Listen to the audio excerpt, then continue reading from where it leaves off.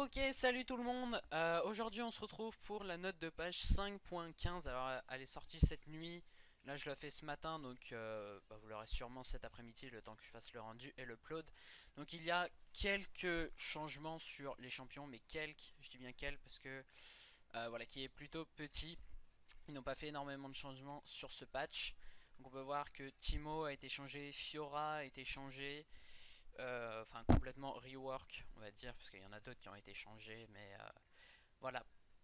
Donc on va passer tout d'abord au champion et la mise à jour. Donc c'est le retour de Gangplank, donc Gangplank qui était mort dans,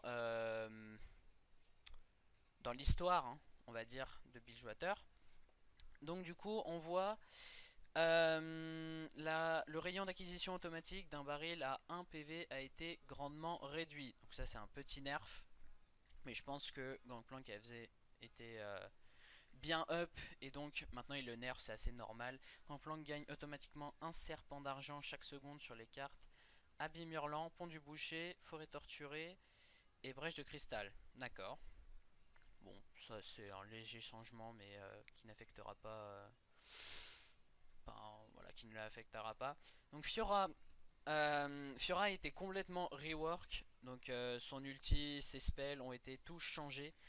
J'ai pas pu la tester moi parce que j'ai pas le PDE, mais elle a l'air intéressante. Elle est beaucoup moins forte qu'avant. Enfin, elle est pas beaucoup moins forte, mais ça demande beaucoup plus d'entraînement et beaucoup plus de skill que la Fiora d'antan, on va dire, puisque Fiora avant t'avais juste à presse R et puis tu laissais faire, alors que maintenant c'est son ulti en fait, pour ceux qui savent pas, il faut appliquer, il me semble, 3 ou 4 marques, un, ou alors tuer l'ennemi pour pouvoir créer un cercle, je sais plus combien de rayons, mais qui va régénérer tous vos alliés. Donc c'est bien, on assiste plus à une Fiora utilitaire on va dire. En support d'ailleurs ça pourrait être bien je pense. Enfin bon. Dans les notes de page 5.14, vous avez pointé du doigt le build Tanky Echo. Eh bien, il les mérite. Ok, donc apparemment, ils vont up Echo. Donc j'ai lu à peu près, mais j'ai lu vraiment vite fait, hein. Si je bégaye, c'est normal, c'est que. Ah voilà. J'ai pas encore tout lu quoi. Alors la compensation passive, donc on voit qu'il a été augmenté, donc le ratio de puissance a été augmenté, donc il passe de 0,7 à 0,8. Le ralentissement, donc il est... Ok, donc il y a un ralentissement moins grand, donc il passe de 40 à 30, de 50 à 40, donc il a été baissé de 10 par level. Au niveau 1, 6, 11, 16. Ok, donc il n'y a plus ralentissement. Ok, d'accord, donc ça reste 60 au level 16, contre auparavant 80 au level 18. Oui, je pense que c'est bien.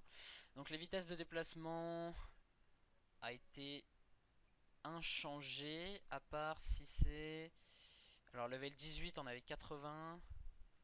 Ah, donc level 16 ça passe directement à 80 et ça passe plus par 70, d'accord. Et alors ensuite la convergence parallèle, donc ce qui provoque un shield et un stun si l'ennemi est dans la même zone, enfin est dans la zone de stun en même temps que vous. Bouclier de base, donc ils ont réduit le bouclier de base. Ça passe de 150 à 80, de 195 à 100, etc. Et donc en late game 330 à 160, ça c'est un énorme nerf. Mais le ratio du bouclier a été passé à 1,5 de puissance. Ok, si vous voulez Rito. Et alors les PV rendus sur l'ulti, donc l'ulti d'écho ça fait un retour dans le passé, ça fait un retour de 5 secondes, donc vous avez l'ombre d'écho qui vous suit, et si vous réappuyez sur R ça vous régène des PV subis pendant les 5 dernières secondes. Du coup 20% des dégâts subis lors des 4 dernières secondes, ouais, c'est ce que j'expliquais. Donc ça c'est un nerf encore. Putain dis donc, je croyais que ça allait être un up, mais... Ok.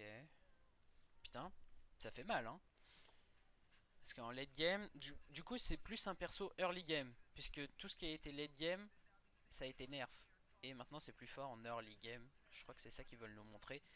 Et ratio du soin, 1% toutes les 30 puissances. Alors ça c'est un énorme up par contre.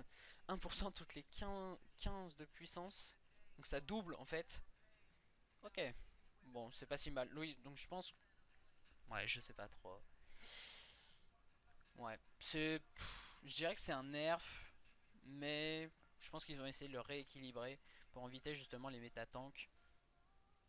Bon, voilà. Pourquoi pas. Alors, Nidalee. Donc, ça spire, qui, on le sait, fait énormément mal. Donc, les délais d'incantation, 0... Ok, ah oui, donc gros nerf aussi. Euh, Ok, on est reparti. Désolé, j'ai dû faire quelque chose. Alors, donc le délai d'incantation de la spire a été augmenté, ce qui fait que Nidalee lancera moins vite sa spire. Donc ça, c'est un nerf. Dégâts de la lance, elles ont été réduits aussi. Donc ils veulent clairement nerf Nidalee, qui est l'un des junglers les plus cassés du moment. Voire, avec Elise, le plus cassé. À part, bien sûr, les genre Gragas, etc. qui sont tanks. Et dégâts max de la lance. Ah oui, putain. Wow, ça fait mal ça. Ah ouais. D'accord, donc énorme nerf. Putain. Oh, rayon du champ de vision à l'incantation. Ok, donc ça c'est le trap. Donc rayon du champ de vision de l'incantation. Putain de sa mère. Oh, ils l'ont tellement nerf, Nidali. Ah ouais. Ah ouais. Oh putain. Ah c'est chaud quand même, hein. Putain. Bon. Et bah, un de mes mains vient d'être serment nerf. Sérieusement nerf, putain, ça casse les couilles. Même si ça fait longtemps que je l'ai pu jouer, parce qu'en mid lane maintenant je joue d'autres choses. Ça reste un perso extrêmement fort et extrêmement plaisant à jouer. Et bon, je pense que le nerf était nécessaire, mais putain, à ce point-là, waouh, putain. Voilà. Alors, on a une modification sur le R de Sivir. Vitesse de déplacement initiale 60% à tous les rangs, donc 40, 50, 60%. Donc ça sera plus basé sur le late game. En early game, ça sera un peu moins puissant. Et régiment de chasseurs, les alliés qui entrent dans le rayon en chasse après l'activation. Sauf même le bonus que celui dont profite. Ah oui! Ok. Ah oui, d'accord. Bon, ça change pas énormément de choses. Voilà. Ensuite, Timo. Ah oui, donc Timo a été rework, enfin plus ou moins, puisque tous ces spells ne changent pas, mais le R et le passif a été changé. Alors, bonus en vitesse d'attaque. Donc 40% à tous les niveaux, donc 20, 40, 60, 80. Au niveau 1, 5, 10, 15. Ok, oh putain, late game, ça va arracher la bouche quand même. En early, ça sera moins fort, en late game, ça sera plus fort. Délai du camouflage, donc 1,5 secondes. Ils veulent réduire le délai, euh, le délai de camouflage de Timo, donc ils l'ont fait. Donc allongez-vous dans les airs. Timo se camoufle 2 fois plus vite quand il est dans les hautes herbes, donc il passera de 1,5 secondes à 0,75 secondes pour se camoufler dans les hautes herbes. Et il peut se déplacer en invisible quand il est dans les herbes. Donc ça veut dire que même s'il bouge dans les herbes, vous ne le verrez pas.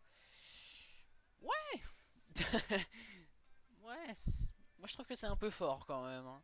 Enfin bon, ça changera pas énormément de choses, hein. De toute façon, quand il vous attaquera, vous le verrez. Donc ça reste normal. Alors, piège nocif. Alors, la durée des champignons a été nerf. Donc avant ça durait, ça restait 10 minutes sur la map, maintenant ça va rester 5 minutes.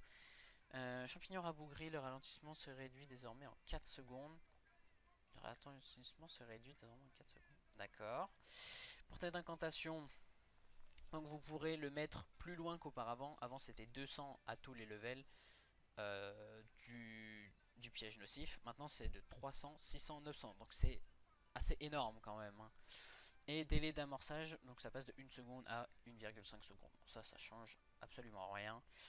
Et alors, nouveau, Merci Ziggs, lancer un piège sur un piège nocif existant, le faire rebondir. Ah oui, d'accord, je comprenais pas pour Merci Ziggs. Le piège. Ah oui, donc les champignons Timo, en fait, quand vous les lancez sur un autre piège nocif, et ça fait rebondir le piège nocif que vous venez de créer, tout simplement. Et ça le fait apparaître plus loin. Et les champignons meurent désormais au bout de 3 attaques de base. Ok. Ok, donc ça c'est pour ceux qui ont des trinkets rouges. Ça meurt au bout de 3 attaques de base. Très bien. Donc maintenant on va passer sur les objets. Donc il n'y a que le héros de Zeki à première vue qui a été changé. Donc ils sont très contents. Sinon Xin Zhao, jungler AP avec Seke est une chose que vous voudriez essayer au moins une fois dans votre vie. Vous me remercierez plus tard. D'accord. Donc charge par compétence utilisée, ça passe à 8. Charge par attaque de base, ça passe à 4. Charge par compétence alliée utilisée 4. De base alliée 2.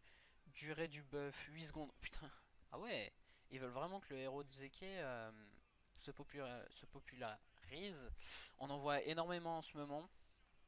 Et ils sont en train de le buff tout simplement. Correction d'un bug. D'accord. Correction d'un bug. Ok. Donc ça, correction d'un bug, normal. Donc ils ont buff le héros de Zeke, pourquoi pas. Moi je trouve que c'est un item intéressant. Je le prendrai pas à toutes les games. Mais c'est un item intéressant sur certains persos qui profitent énormément des critiques. Comme Jinx, Sivir, etc. Donc mise à jour de la TH. CTH sera développé. Nous sommes concentrés sur l'amélioration de la lisibilité générale et sur les changements qui vous simplifieront la vie. Putain, j'arrive pas à parler, c'est le matin, là je suis fatigué. Donc police de caractère, ok. Panneau des stades de champion, ok. L'intégralité de l'icône. Ok, donc ça on va pas tout lire parce que c'est un peu long pour rien, vous le découvrirez vous-même. Ok, système de retour instantané.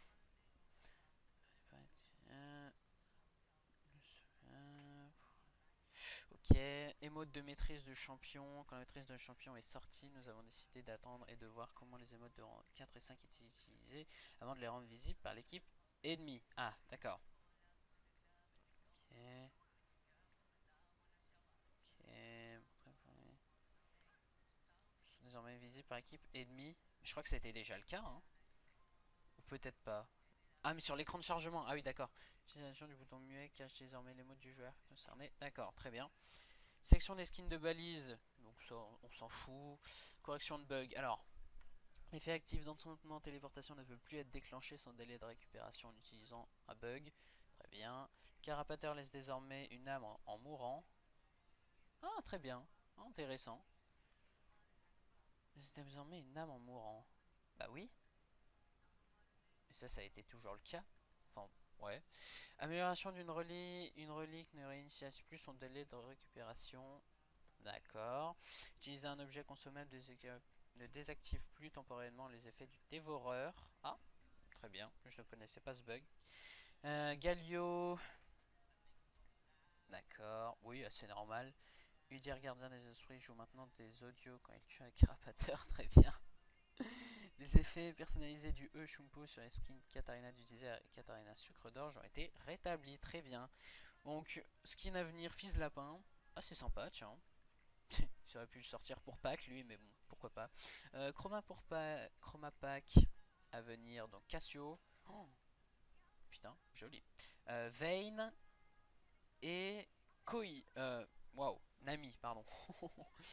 Donc voilà, c'est déjà la fin de ce patch note. N'hésitez pas à me dire ce que vous avez pensé. C'était pas du tout préparé, je l'ai fait à l'arrache. Surtout que là c'est le matin, j'arrive quasiment pas à parler. J'ai bégayé vraiment. Je vais essayer d'en faire d'autres. Je vais essayer de faire 5.16, 5.17, etc. Je vais essayer de m'améliorer, de plus les préparer. Mais en attendant, dites-moi ce que vous en avez pensé en commentaire. Je vous aime. Bisous.